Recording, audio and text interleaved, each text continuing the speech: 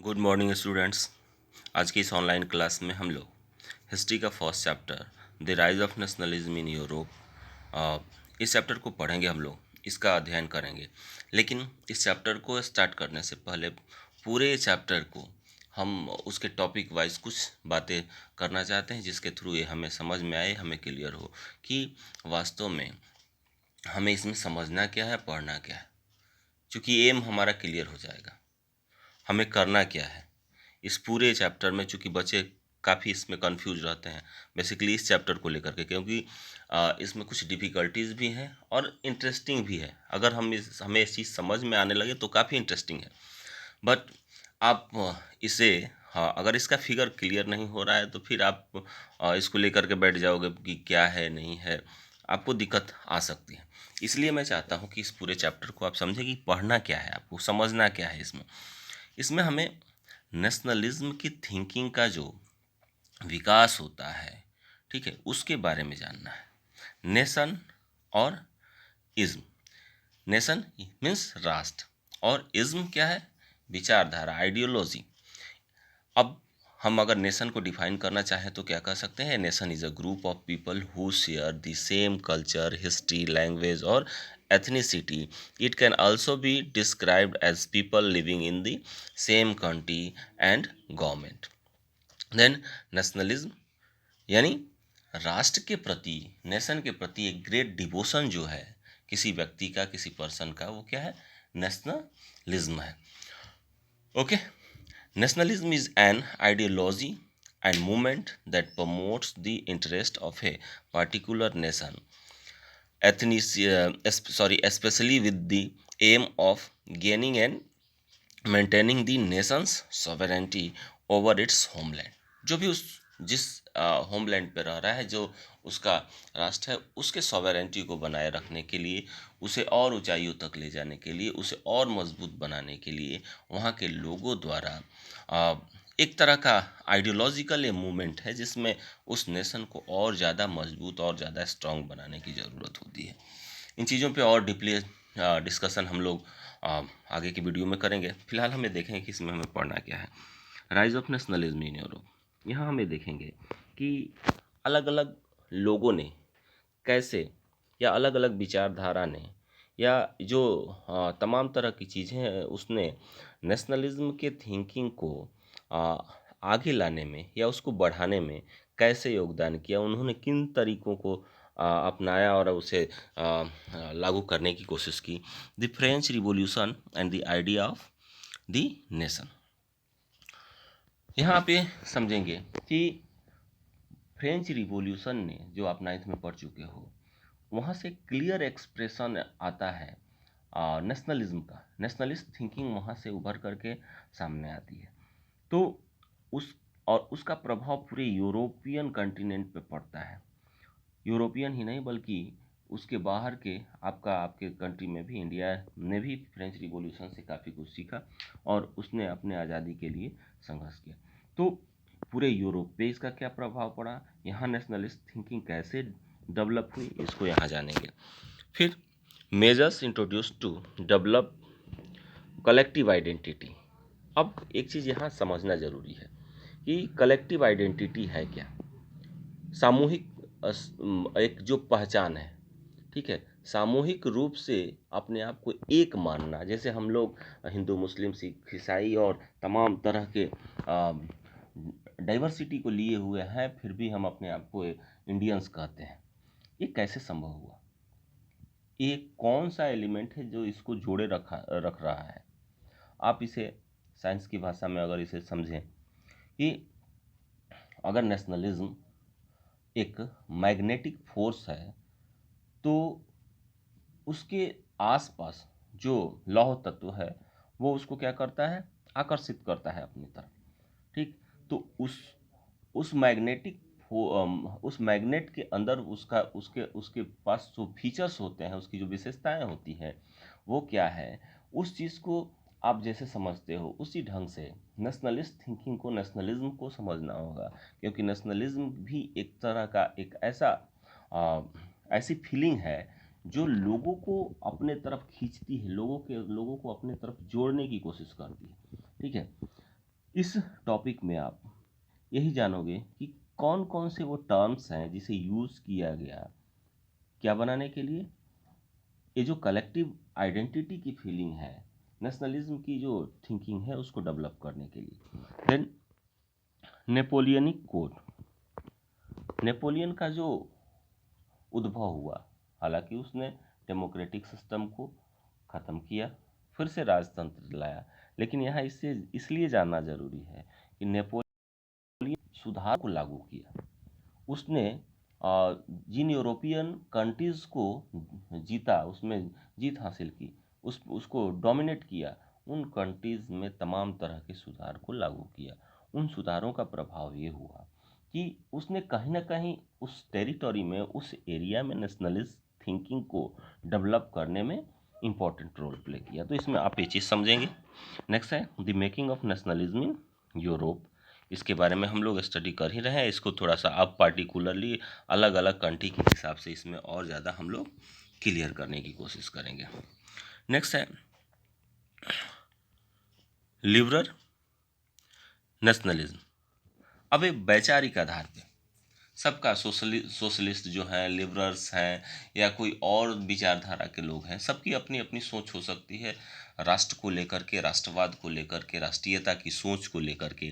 तो इसमें लिबरल जो है, लिबरल जो थिंकिंग है, इन्होंने राष्ट्र को लेकर के क्या सोच रखा, इन्होंने इसमें किस तरह के सुधार को करना चाहा, उस चीज़ को यहाँ हम जानेंगे। और नेशन बिल्डिंग में इन्होंने किस तरह का रोल प्ले किया, यहाँ ये समझेंगे। Then new conservatives after 1850। अब कंजर्वेटिव तो थे ही, लेकिन ये न्यू कंजर्वेटिव क्या है, जिनके मानसिकता में थोड़ी बहुत सुधार आई, जो थोड़ी बहुत और लिबरल होने की कोशिश की, कुछ सुधारों को पक्षधर, इससे हम और क्लियर करेंगे आगे की वीडियो में अलग से एक टॉपिक पे ही कि ये जो न्यू कंजर्वेटिव थे ये कौन थे, इनका क्या योगदान रहा नेशन बिल्डिंग में। यहाँ इनके कंट्रीब्यूशन को हम समझेंगे। The settlement for Europe under conservatism. एक चीज़ यहाँ आप देखेंगे, बार बार कोशिश करते हैं कंजर्वेटिव थिंकिंग वाले, कंजर्वेटिव थिंकिंग में वही लोग थे जो राजतंत्र को चाहते थे, जो ऑटोक्रेटिक सिस्टम को बनाए रखना चाहते थे। बावजूद इसके इनका जो मेजर्स है, इन्होंने जिन चीज़ों को इम्प्लीमेंट किया, उसने भी नेशनलिस्ट थिंकिंग को बढ़ाने में मदद किया। जैसे कोई राजा जब लोगों को डिप्रेस करता है, जब शासन में बैठा हुआ व्यक्ति लोगों के भावनाओं के अकॉर्डिंग काम नहीं करता है, नेशन के लोग क्या चाहते हैं वो उसके अकॉर्डिंग नहीं, उसके विशेष के अकॉर्डिंग वर्क नहीं करता है, उसे डिप्रेस करने की कोशिश करता है, देन आफ्टर लोग उसके अगेंस्ट रिवेल होते हैं और एक नेशन के रूप में, एक नेशन स्टेट के रूप में, एक राष्ट्र राज्य के रूप में अपने आप को विकसित करते हैं। वहाँ नेशनलिस्ट फीलिंग ही काम आती है। तो इन लोगों ने भी उन चीज़ों को बढ़ाने में मदद किया,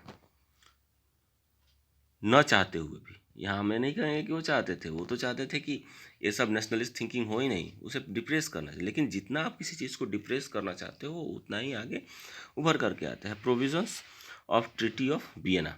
ट्रीटी ऑफ वियना यानी वियना की जो समझौता हुई, ठीक है, उस समझौते का 1815 का क्या इफेक्ट पड़ा, इम्पैक्ट पड़ा किस चीज़ को, नेशनलिस्ट थिंकिंग को बढ़ाने में। इस चीज़ को यहाँ हम लोग समझने की कोशिश करेंगे इन पॉइंट्स के according. Features of conservative regimes, उनके कार्यकाल की जो फीचर्स थी वो क्या थी और उसने किस तरह से इम्पैक्ट डाला लोगों के जीवन पे, लोगों को कैसे प्रभावित किया, किस तरह के कंडीशन को क्रिएट किया, उन कंडीशंस ने क्या किया, उन कंडीशंस के वजह से जो भी उन्होंने किया। यहाँ कुछ पॉइंट्स आप देख सकते हो। ऑटोक्रेटिक सिस्टम को डेवलप किया, no tolerance, no criticism and dissent, किसी भी तरह के विरोध की आज़ादी को उन्होंने नहीं दिया, क्वेश्चन करने का अधिकार नहीं दिया, और सेंसरशिप को इम्पोज किया। इन सारी चीज़ों ने तमाम तरह का, जो अभी मैंने ऊपर के टॉपिक में बताया, आपको डिप्रेस करना चाहते थे। जितना ही उन्होंने डिप्रेस करने की कोशिश की, तमाम यूरोपियन जो नेशनलिस्ट थिंकिंग डेवलप हो रहे थे वो और ज़्यादा उसमें उबाल आने लगा। जैसे ठीक उसी तरह से आप समझ सकते हो कि एक प्रेशर कुकर है, उसको पूरी तरह से ढक्कन लगा करके बंद किया गया है। जब वो क्या है, उसमें से जो भाप निकल रहा है आप उसे प्रेशराइज कर रहे हो, दबाने की कोशिश कर रहे हो कंजर्वेटिव की तरह, लेकिन वो क्या होता है, जब ज़्यादा दबाया जाता है और आप सीटी से भी हवा नहीं निकलने दो, प्रेशर बाहर नहीं आने दो, तो फिर वो ब्लास्ट कर जाता है। ठीक, तो वही चीज़ें होती है। तो फिर यहाँ रिवॉल्यूशनरी एक्टिविटी होती है, क्रांतिकारी मूवमेंट स्टार्ट होता है, जिसमें मैजनी जिसपे मैजनी, गैरिबाल्डी और तमाम तरह के लोगों ने और अदर जो विचारधारा के लोग, आइडियोलॉजी के थे, उन लोगों ने इन सारी चीज़ों के अगेंस्ट रिवॉल्यूशन किया। ओके, नेक्स्ट हम लोग इस चैप्टर में जानेंगे एज ऑफ रिवॉल्यूशन, क्योंकि तमाम तरह के चीज़ें चल रही थी। रोमांटिसिज्म जो इमेजिनेशन, नेशनलिस्ट इमेजिनेशन का एक तरीका था, आ, उस चीज़ ने भी इन चीज़ों को आगे बढ़ाया। Hunger, hardship and popular revolt, और लोगों की जो स्थिति खराब हो रही थी, उन्होंने एक लंबे समय तक के लिए क्रांतिकारी गतिविधियों का एक दौर चला, जो 1830 टू 1848 तक रहा। और इन चीज़ों ने भी नेशनलिस्ट थिंकिंग को आगे बढ़ावा दिया, क्योंकि समस्याएं उत्पन्न होती हैं तो कोई रास्ता आदमी ढूंढता है, और इस दौर में नेशनलिस्ट थिंकिंग ही एक ऐसा तरीका था जिसके थ्रू लोग क्या कर सकते थे, अपने आप को फ्री कर सकते थे, अपने विशेष के अकॉर्डिंग अपने लाइफ को एंजॉय कर सकते थे। Romantic imagination and national feeling. अब इस पूरे टॉपिक में आप थोड़ा कन्फ्यूजन में हो सकते हो बार बार जब आप देखोगे। नेशनलिस्ट फीलिंग को बढ़ाने के लिए कभी झंडे को इस्तेमाल किया गया, कभी सॉन्ग को इस्तेमाल किया गया, तो कभी ये जो रोमांटिक थिंकिंग है, यानी एक ऐसी फीलिंग लाना लोगों के अंदर, जो आर्ट, पोएट्री और म्यूज़िक और अदर तरीक़ों से होगा। इन सारी चीज़ों पे हम डीपली डिस्कशन बाद में कर लेंगे। तो इन चीज़ों ने भी नेशनलिस्ट थिंकिंग को या नेशनल फीलिंग को बढ़ावा देने में मदद किया। Hunger, hardship and revolts. जब भूख और कठिनाइयों का दौर आता है तो लोग स्वाभाविक तौर पे विद्रोही हो जाते हैं, विरोधी हो जाते हैं शासन की, और इन चीज़ों ने भी क्या किया, नेशनलिस्ट थिंकिंग को बढ़ाया। The revolution of the liberals, 1848 का आंदोलन किसका, लिबरल्स का। इन्होंने भी किस चीज़ के लिए किया, नेशनलिस्ट थिंकिंग के लिए, नेशनलिस्ट फीलिंग को आगे बढ़ाने के लिए। इसी दौर में आप देखोगे कुछ अलग तरीके भी अपनाए गए नेशन बिल्डिंग के लिए। The making of Germany, making of Italy और स्ट्रेंज केस ऑफ ब्रिटेन। इन तीनों कंट्रीज़ को, ये काफ़ी अलग अलग पार्टों में बटे हुए थे, बट नेपोलियन का इफेक्ट हुआ जर्मनी को उसने एक टेरिटोरी का हिस्सा बनाया, उसमें तमाम तरह के सुधार किए थे। वो एक आधार बना, वो एक बेस बना किस चीज़ के लिए, जर्मनी के यूनिफिकेशन के लिए, वहाँ नेशनलिस्ट थिंकिंग को लाने के लिए। और नेशनलिस्ट थिंकिंग ने क्या किया, वहाँ उसे एक राष्ट्र राज्य के रूप में डेवलप किया। इटली बहुत सारे छोटे छोटे पार्टों में बटा हुआ था। इटली के तमाम हिस्सों पे अलग अलग कंट्रीज़ का डोमिनेशन था। उन डोमिनेशन के अगेंस्ट मैजनी और गैरिबाल्डी जैसे लोगों ने इसके अगेंस्ट आवाज़ उठाया और इटली का यूनिफिकेशन हुआ, यानी ये भी राष्ट्र राज्य बना। किसके थ्रू, नेशनलिस्ट थिंकिंग के थ्रू। जर्मनी ये भी किसके थ्रू बना, नेशनलिस्ट थिंकिंग के through. The strange case of Britain, Britain की थोड़ी अजीब दास्तां रही है, उसकी एक अलग ढंग की कहानी रही है। फिर भी वहाँ भी एक फीलिंग आई, और वहाँ भी नेशनलिस्ट फीलिंग ही, नेशनलिस्ट थिंकिंग ही था जिसने उसे यूनिफाइड किया, उसे उसका यूनिफिकेशन कर दिया। Visualising nation. अब किसी चीज़ को जब तस्वीर के रूप में सामने रखा जाता है तो उससे उसका साक्षात करना, उसको उसको उसको महसूस करना आसान हो जाता है। जैसे कोई रिलीजन, जैसे हिंदुइज्म है या किसी और रिलीजन। हमारे हिंदुइज्म में देखा जाता है कि लोग क्या करते हैं, मूर्तियों की पूजा करते हैं। किसी और रिलीजन में मूर्ति की पूजा नहीं करते हैं। इनका कहना है इसके पीछे इनका तर्क ये है कि गॉड तो एक ही है जिसे सब लोग मानते हैं, बट उनके मूर्ति के रूप में पूजा करने से, उसको प्रे करने से एक वे मिलता है।